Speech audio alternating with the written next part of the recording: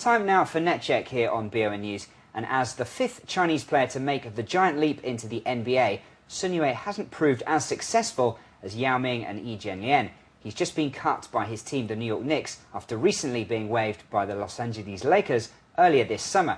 Many Chinese media outlets have been talking about this, as have web users here in China. BON researcher Quincy Xiao has been looking into this, and we can join her now in the newsroom. Quincy, what's the reaction from China? Most people online are saying that Sun Yue isn't actually good enough to play in NBA. They are saying it's reasonable he was cut by his team because of his poor skills. Much of the media coverage is analyzing the reason why he's been cut, and they are also talking about Sun's future. And what do people think the future now holds for Sun Yue? There is a split in opinion between net users and the media. Many web users say the CBA, the Chinese Basketball League, is his best choice, or perhaps he can have a career in the entertainment industry.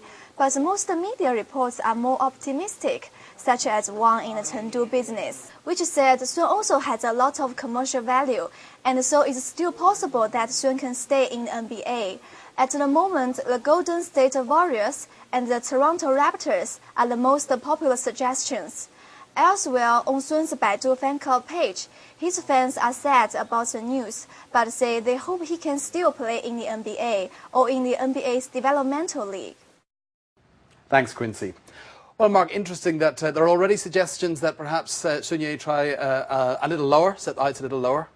Golden State Warriors has been mentioned, as we saw there. That's right, or the Toronto Raptors. Certainly, people here very keen to succeed, and he hasn't succeeded so far in the major New York or LA markets. But this is a guy who, if he wasn't Chinese, just wouldn't register even on the radar. He's played 28 minutes over 10 games. He scored 6 points in the NBA in his entire career, and they've just decided he's not good enough.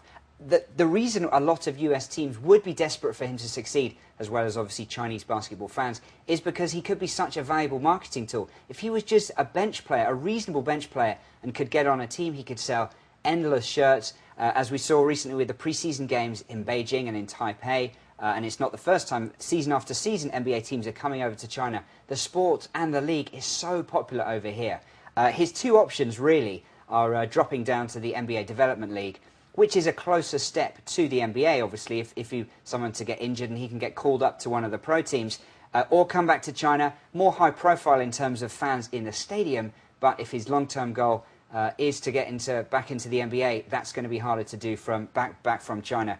He's 24, so he's no longer, one of these up-and-coming youngsters. 6'9", unremarkable height, obviously, for basketball level. He's no Yao Ming, who's over 7 feet. But obviously, fans and media very keen to see what happens to Sun Yue's future. And we'll keep an eye on that.